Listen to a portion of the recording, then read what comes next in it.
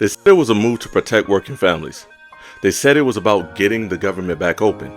But that's not how America saw it. When 8 Senate Democrats voted to end the shutdown with no deal, they didn't just reopen the government, they surrendered the story. And in politics, the story is everything. Today, we're breaking down how that decision wasn't leadership, it was a strategic collapse. Because the GOP didn't outsmart them, the Democrats played themselves.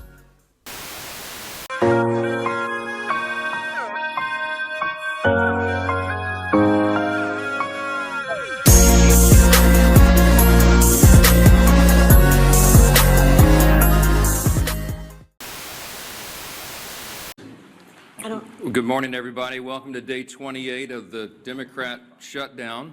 We're almost a month into this, and we wanted to highlight a couple of things and a few members this morning. There are some very important developments. But before we get to all that, one of the things that we wanted to note is that really it's painfully obvious to everyone the true motivation of the Democrats' historic obstruction has now become very clear for everyone. I want to use a little simple, Lily, if you show me this real quick. Just real quick, simple facts, because these things get obscured too much. But there are simple facts about the Democrat shutdown that everybody needs to recognize. Here's 4 of them. First of all, we have to have Democrats to reopen the government. You know that in the Senate it requires 60 votes to break an impasse. Hang it on, Lily, hold it real here. Keep it close to the podium. I want everybody to see this, okay? We're going to make it simple. I had my 15-year-old son and some of his friends were together over the weekend, and they wanted me to explain it to them as simply as possible. This is the little formulation, okay? Hey, fellas, remember from civics, you got to have 60 votes in the Senate. We only have 53 Republicans, so we must have Democrats to do it. The Democrats are out trying to claim that this is all on Republicans because we control the government. We don't control the Senate without 60 votes, so you have to have them. Now they've voted 13 times, those Senate Democrats, counting the House and the Senate together, they voted 13 times to keep the government closed. And what they're demanding as a ransom to reopen the government are some really crazy things. They want to restore $200 billion in health benefits paid for by U.S. taxpayers to illegal aliens and non-citizens. We can't do that. They want billions of dollars in wasteful programs to be returned to foreign countries for things that none of you would agree with. We are not going to do that. They want $500 million to go back to left-leaning news organizations, paid for by taxpayers. We can't do that. And then they want to cut $50 billion from the Rural Hospital Fund that Republicans got signed into law July 4th to prop up health care in red states and rural areas around the country. It's too important, but they want to take that away. They know that we can't do it. And now that they've begun to admit what this is all about, thanks, Lee, put another thing there. They're admitting what they're up to. Chuck Schumer said every day of the shutdown gets better for us, meaning the Democrat Party. And you know, we had the second-ranked Democrat in the House, the minority whip, who just said a few days ago, the end of last week, that we know that this is causing great pain for the American people, but we have to use this leverage. We don't have many times where we have leverage like this. And so they've shown you what the real motivation is.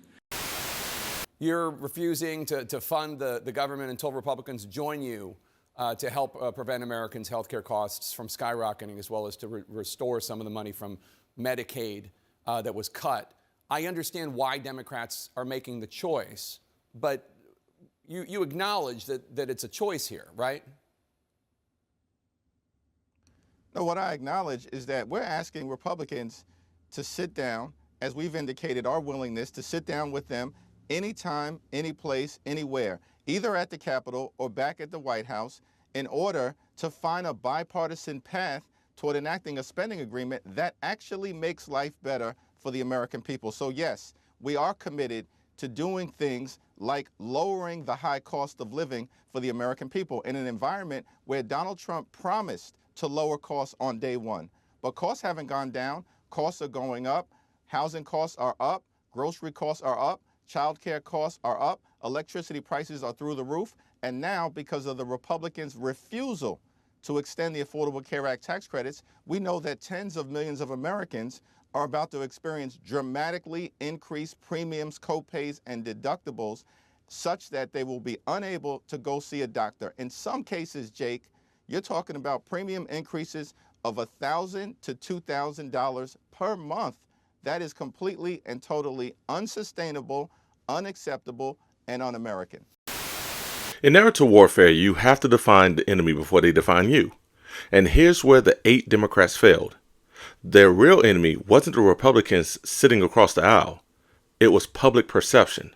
The millions of Americans watching the headlines, waiting to decide who the villain was. At that moment, Democrats held the moral high ground. They were standing up for Affordable Care Act subsidies, for working class families, for veterans and federal workers going unpaid. They had leverage. The longer the shutdown lasted, the more the public saw Republicans' obstruction for what it was. But instead of staying the course, 8 Democrats blinked first. And in doing so, they shifted the narrative from Republicans are holding the country hostage to Democrats caved under the pressure. Over the last 10 years, as the feckless, spineless, loser, failure Democrats have sold out their constituencies time and time again. Oftentimes, you'll hear them making excuses such as, but Trump, we're not in the majority, but we don't have any leverage. And they make these excuses because Democrats love nothing more than surrendering. They love capitulating and being complicit with the Republicans. And for the last 10 years, Democratic and liberal voters have been accepting their fucking endless excuses. And I'm wondering, are you guys finally there yet? Like, this question's for the norm libs. I mean rank and file liberal Democratic voters. Those of you who are usually the first to race up to the front right after the Democrats gave up their leverage and sold you out to go. What were they supposed to do? Are you guys there yet? Are you tired yet? Are you tired of being gaslit, thrown under the bus, fucked over, sold out? Also that this pterodactyl and his corrupt, incompetent fucking colleagues can look you in the face and lie to you and tell you to get over it and that they tried. So everybody knows these were the Democrats that voted to reopen the government and fuck you over. This is going to help the Republicans double your healthcare costs because you know what they got? You know what the Democrats got? Nothing. They got nothing. And you know what? Let me correct that. When I say they didn't get anything, I mean they didn't get anything for the American people. They didn't get anything for you. They did get something for themselves. I'll tell you at the end of the video why they voted to reopen it and what they got. Chuck Schumer did this on purpose. None of these people are up for re-election in 2026. They think you're dumb because this is the Joe Manchin, Kyrsten Sinema playbook. They want to fuck you over on a certain policy or they want to sell you out on something. And so they find the lawmakers that are the least vulnerable in that moment. Kyrsten Sinema and Joe Manchin when they knew they weren't going to run for re-election and people already hated them. Now these are the boogeyman of the day. But don't let the point escape you. This is on Chuck Schumer and their so-called leadership, because if it wasn't them, it would be a new group. It's a revolving door of sellout, corrupt, weak fucks. This is just this year's crop. Angus King is an independent. They know John Fetterman will never win re-election. Jeanne Shaheen is retiring, and the others aren't up for re-election until 2028. Long enough for you to forget. Do you see how this game is played? This motherfucker really put out that statement after he had already caved, going, I voted no, and I'm gonna keep it. You voted no. Who gives a shit? You're the leader of the Senate. See, because these people think you're stupid and they have no respect for you, they think you're not going to notice that even though he's going, well, I voted no, so don't get mad at me. The reason why they even had that vote is because he allowed it. He is the Senate leader. He is the one that could have kept his caucus in line the same way that Mitch McConnell always kept his caucus in line. But did he? No, of course he did not. And do you think any of these people voted without his consent? Of course not. He then had the actual nerve to go on the Senate floor and go, no matter how this vote turns out, we're going to continue to fight. That was the fight. Democrats love to do this gaslighting thing where they talk about how they're going to keep fighting for you as they're surrendering. So as he is surrendering to the Republicans, as they are selling you out and throwing you under the bus, they'll look you straight in the face and go, we're gonna keep fighting for you. No, literally. Here's Cortez Masto doing that same exact thing. This is where the fight really begins. It's just the beginning. No, that was the fight. The fight was happening just then, and you guys caved. But again, they gaslight you and go, oh, hi guys, as we're caving, as we're selling you out, we're going to explain our selling out to you by telling you that we're still fighting for you as we already gave up the fight. This is a disaster. This is a disaster. They caved, getting nothing. Nothing. They got... Maybe we'll talk about it. All right, so now to the why, which I said I would explain. It is because Trump was threatening to get the Republicans to nuke the filibuster. The Republicans do not want to get rid of the filibuster. They don't want to get rid of it because they don't want popular policy that would actually help the American people to be able to pass. And it's for that reason that the Democrats also want to keep the filibuster. Remember, guys, the filibuster was the very convenient excuse that the Biden administration used time and time again to not fulfill campaign promises. We can't do voting rights for you guys like we promised, the filibuster. We can't give you a $15 minimum wage, the filibuster. We can't do anything about your health care, the filibuster. Taxing the rich, climate action, gun safety laws, sorry, the filibuster. Looks like the Republicans are gonna get their way again. Republicans love the filibuster because it blocks any popular legislation from happening, and for the things that the Republicans like to do with government, they don't need it. Because think about the only things the Republicans care about doing: right-wing judges and tax cuts for the rich and deregulation, all of which can be done through budget reconciliation and through the executive branch. So they love the filibuster because it serves as kind of a procedural cock block to doing anything for the American people. They've admitted as much. They're like, oh, we're gonna get DC statehood if we get rid of it. A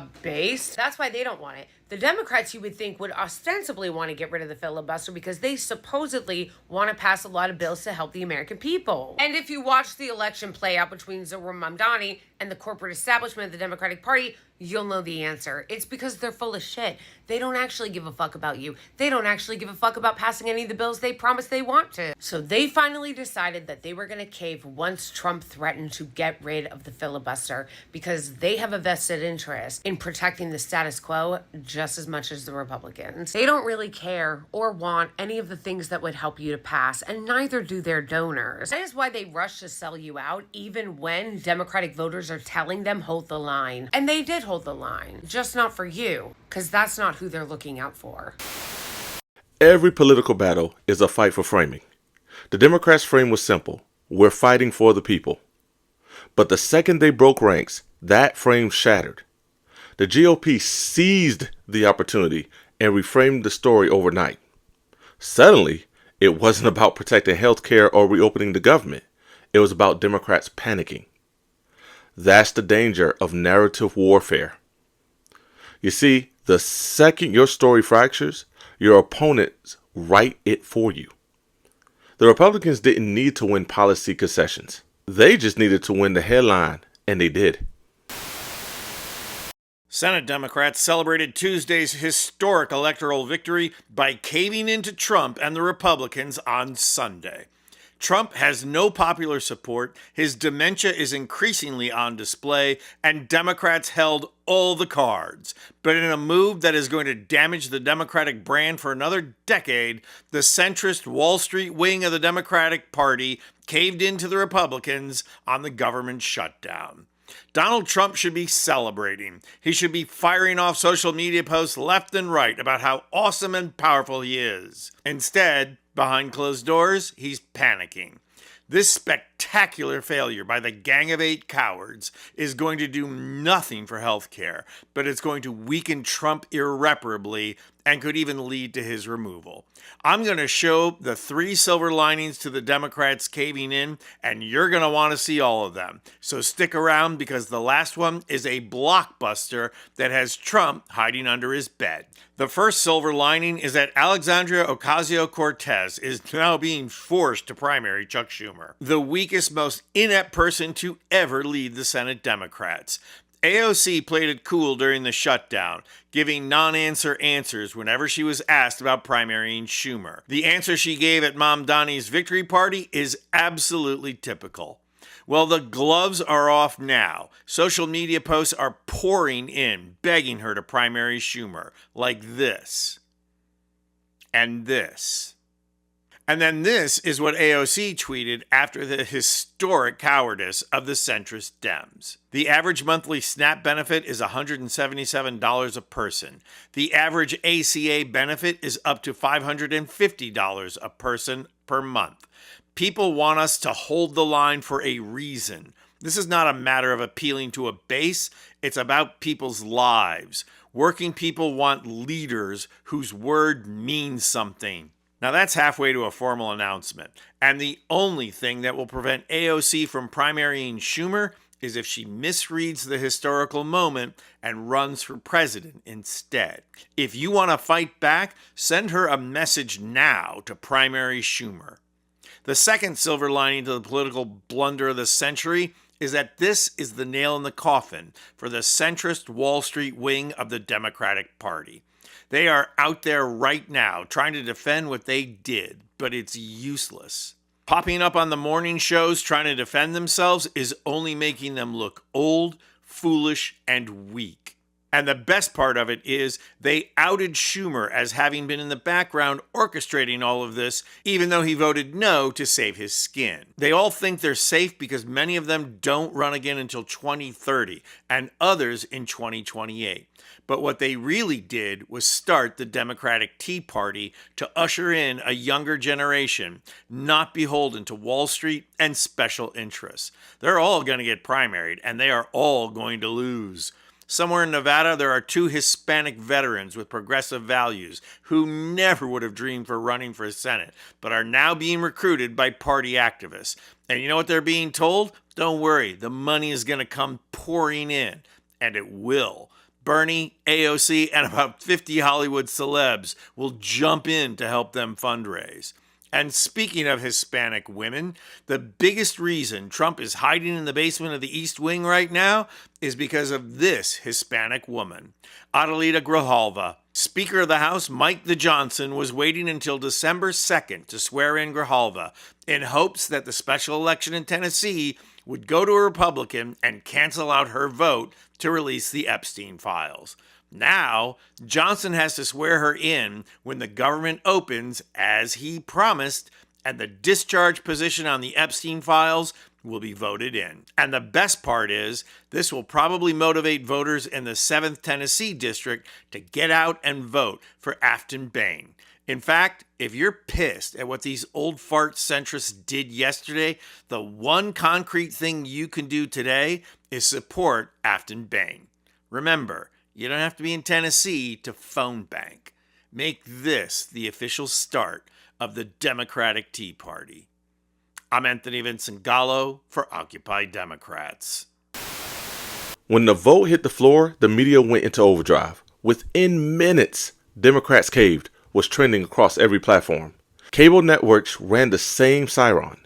Right-wing media called it proof of weakness. Progressives called it betrayal. And just like that, the nuance disappeared. Here's the truth. Ending the shutdown didn't restore leverage. It erased it. Those 8 votes took the pressure off Republicans, killed the urgency, and made Democrats look divided and disorganized. Instead of being the party that fought for working families, they became the party that folded.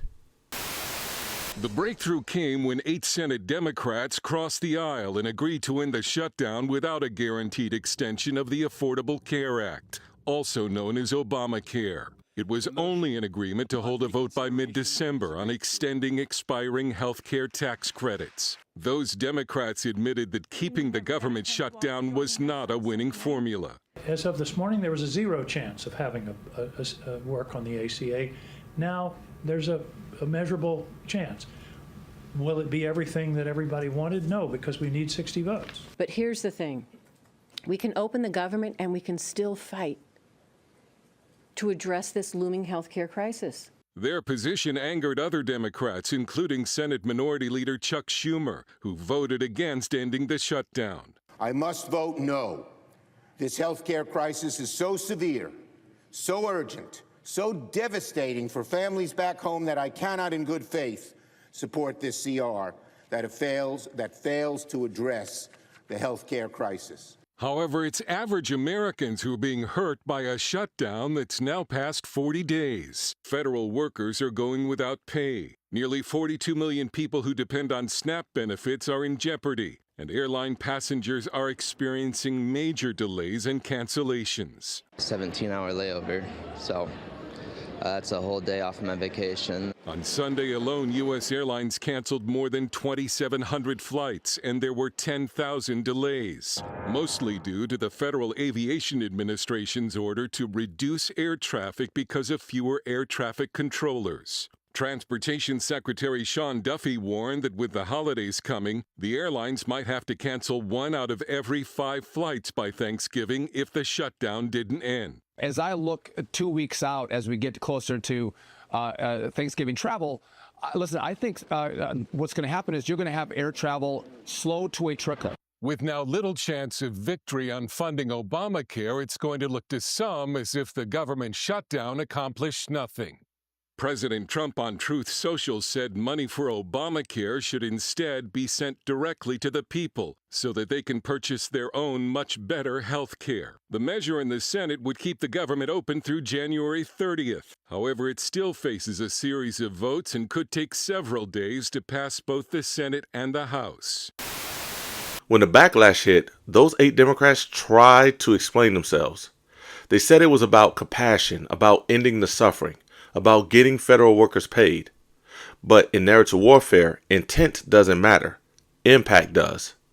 Their defense was fragmented. No unified message, no emotion, no fight. Instead of coming out with one clear, powerful line, something like, we needed to end the shutdown to protect the people while we fight for the real deal they deserve, each senator gave their own presidential explanation. And that's how they lost control of the story. Because when politicians explain, they've already lost. Democrats have caved, it looks like, to the Republicans to open the government back up. How do you feel? That's not great, but I will say I was at the Bulwark live show like a couple weeks ago, and I saw Tim Miller basically say that that was what he thought was going to happen. And I hated that I kind of agreed with him. You know, I just thought that we have huge hearts, you know, Democrats, and we don't want to see people suffer from the whole food, the SNAP benefits, you know, not being fully funded. So I kind of anticipated that happening. You know, SNAP benefits could have been funded. Fully funded, yeah. I know they could have been, but I also know that there has been a lot of, you know, litigation going on and how, you know, Trump has been adverse to do that. So you would like Democrats to be stronger? Yeah, I think that would be ideal, like for everybody involved, for sure. I don't know like necessarily what the like major problem is, but I think that, I mean, I don't really identify with like the people at the very top. I think that we need better messengers, as Tim Miller would also say. I think we just have a messaging issue. In narrative warfare, victory isn't about winning the vote. It's about locking down the meaning of that vote. Republicans did that instantly. They reinforced the frame. Democrats caved. Democrats are weak. Democrats can't lead. And the Democrats, they moved on. They never corrected the story, never reframed the decision, never reclaimed the moral high ground. By the end of the day, the GOP wasn't the villain anymore. The Democrats were. That's how you lose a narrative war. Ending the shutdown might have reopened the government, but it closed something far more important: the Democrats' grip on public trust. This wasn't just bad politics. It was bad storytelling. Because when you give your opponent the power to define your motives, you lose twice. First in Congress, and then in the public mind. The 8 Democrats didn't just vote for compromise. They voted away their leverage. They turned a moment of strength into a symbol of weakness. And that's how a few votes became a headline that will haunt them all the way into 2026. If you want to understand how narrative warfare shapes politics more than policy ever will, make sure you subscribe and join the conversation. This isn't about left or right. It's about power and who controls the story.